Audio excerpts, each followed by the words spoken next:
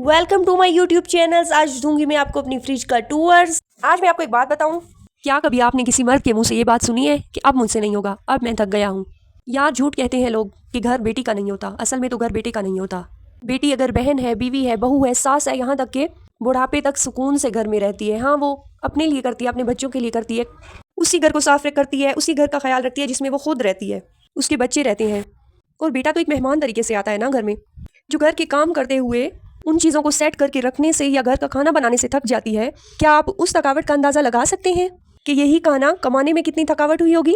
मैं मानती हूँ कि बेटियाँ भी बहुत मुशक्क़त करती हैं, बहुत ज़्यादा एफर्ट्स करती हैं, लेकिन हम कभी भी आदमियों का मुकाबला नहीं कर सकते।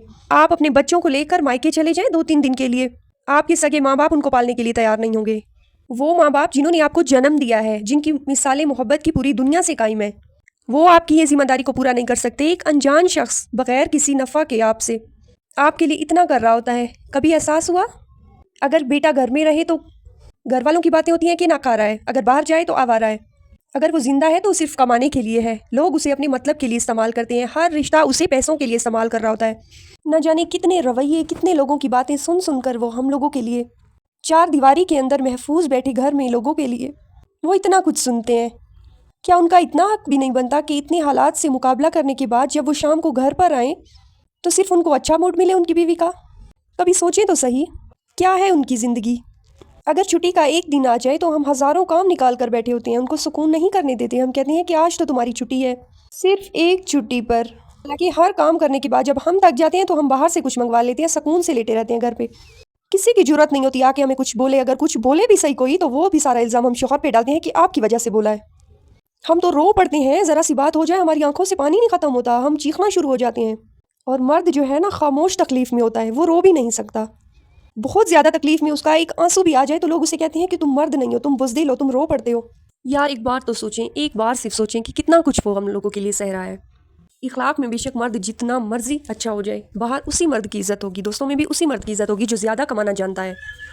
उसको मुआशरा नहीं जीने दे रहा। यार आप अपने घर में तो उसे सुकून की जगह फराहम करें, मेहरबानी कीजिए, अपने घर के मर्दों का एहसास कीजिए, उन्हें किसी मुलाजिम की हैसियत से मत रखें। वो कोई मशीन नहीं है, उनके लिए भी सीने में दिल है। अपने मर्दों का ख्याल रखें, अपने घर के आदमियों पर इतना बोझ मत डालें। ठीक है, मान लेती हैं अगर मेरी ये बात झूठ है, तो आप अंदाज़ा इस बात से लगा जाएं उनको कि हार्ट अटैक मर्दों को ही क्यों होता है। कभी सुना है किसी औरत को हार्ट अटैक हुआ है?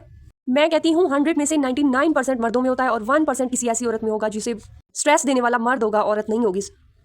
ज़्यादातर जो लोग हैं ना, वो इस बात को नहीं समझते। वो मर्द को कोई एक जिम्मेदारियां उठाने वाला, कोई एक मशीन समझ लेते हैं, वो एहसास करना छोड़ देते हैं। लेकिन जब वही इंसान उनकी ज़िंदगी से चला जाता है, जब एक एक इंसान उनको ताने देता है, सुनाता है, फिर उनके आगे रोटी डालता है, फिर उनको अपने मर्दों का एहसास होता है। अल्लाह पाक हर घर के सरबराह को लंबी ज़िंदगी दे, उनको सुख दे, सुकून दे।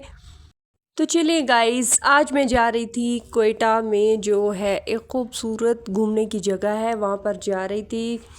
घूमे फिरे हैं हम लोगों ने, जिंगर बर्गर खाया है, फ्राइज़ खाए हैं, बहुत सारी चीज़ें खाई, इंजॉय किया। यहाँ पर मैं जब घर वापस आ गई थी तो आकर मैंने मिल्क शेक बनाना था, बनाना का, क्योंकि अभी बनाना की इतनी मौसम नहीं है, तो फिर ये थोड़ी इस तरह ग्रीन ग्रीन कलर के थे। लेकिन मेरे हस्बैंड को दिल कर रहा था कि बनाना शेक पीते हैं। उसके बाद मैंने ये अपना काम करना शुरू कर दिया। मैंने कहा मैं जूस बनाती हूँ। उसके बाद मुझे घर के काम करने थे थोड़े से, मैंने बर्तन वगैरह धोने थे और उसके बाद करना था रेस्ट। आज मैंने एक वीडियो देखी जिसमें लड़की एक घर के स्विच बोर्ड को बाहर से इतना खूबसूरत किस्म का बहुत प्यारा पेंट कर रही थी। मैं सोच रही थी मैं इसी पर एक वीडियो बनाऊंगी, क्योंकि अल्हम्दुलिल्लाह मेरी पेंटिंग बहुत अच्छी है, मुझे अपनी कलरिंग से, पेंटिंग से प्यार है। इसीलिए कल की वीडियो में मैं दिखाऊंगी कि मैं अपने घर के स्विच बोर्ड को किस तरह पेंट करूँगी। काफ़ी दिन हो गए थे मैंने बालों में ऑयलिंग नहीं की थी, तो हल्की सी जो मेरे बालों में जो है डैंड्रफ हो रही थी। मैंने नेट पे देखा था एक यूट्यूब पर एक लड़की जो है होम रेमेडी तैयार कर रही थी। ओवरनाइट के लिए उसने जो है योगर्ट्स में, मतलब दही में लेमन जूस डाला, कोकोनट ऑयल डाला, अपने बालों में ओवरनाइट के लिए लगाया और सुबह उठकर फ्रेश हो गई। मैंने भी इसी तरह किया। फ्रेश होने के बाद मैंने देखा मेरे बालों में बहुत अच्छा वॉल्यूम आ गया था, इतने सिल्की हो गए थे, मुझे अपने बालों के साथ खेलना मजा आ रहा था। इसलिए मैंने उस थोड़े से सीन को अपनी वीडियो में कैप्चर कर लिया और बहुत ही कमाल का रिजल्ट आया। सारी डैंड्रफ खत्म हो गई, मेरे बाल बहुत सिल्की स्मूथ लग रहे थे। यहाँ पर मैंने सारे बर्तन वगैरह धोकर सेट कर दिए थे।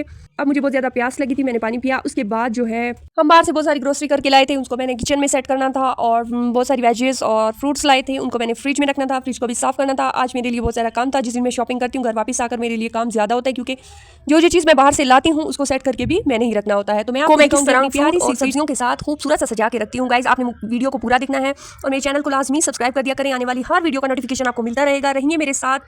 तो यहाँ पर सारी सब्जियाँ, फ्रूट्स मैंने फ्रिज में अच्छे से सेट कर दिया था, इनको धोकर। ये कितने खूबसूरत लग रहे हैं, बहुत ही प्यारे लग रहे थे क्योंकि ये रंग बिरंगी अल्लाह पाक की खूबसूरत सी कुदरत है। अल्लाह पाक ने हमें बहुत सी नेमतों से नवाजा है। अल्लाह पाक उन पर शुक्र अदा करने की तौफीक अता फरमाए। आज सब्जियां फ्रिज में सेट करते वक्त मुझे अल्लामा इकबाल का एक शेर याद आ गया, जिसमें वो कहते हैं कि वो एक सजदा जिसे तू गरहां समझता है, वो एक सजदा जिसे तू गरहां समझता है, हजार सजदों से देता है आदमी को निजात। यानी सिर्फ एक हस्ती के आगे आप झुक जाओ, आपको हजारों लोगों के आगे झुकने से बेहतर है आप अल्लाह से मांगो। आपको किसी से मांगने की ज़रूरत ही नहीं पड़ेगी। अल्लाह पाक आपको इतना अता करेगा, उस पर इतना भरोसा रखो कि अल्लाह पाक आपको खाली नहीं मोड़ेगा। और जो खुदा के सामने नहीं झुकता उसको हज़ारों लोगों के सामने सर झुकाना पड़ता है। Subscribe my channels.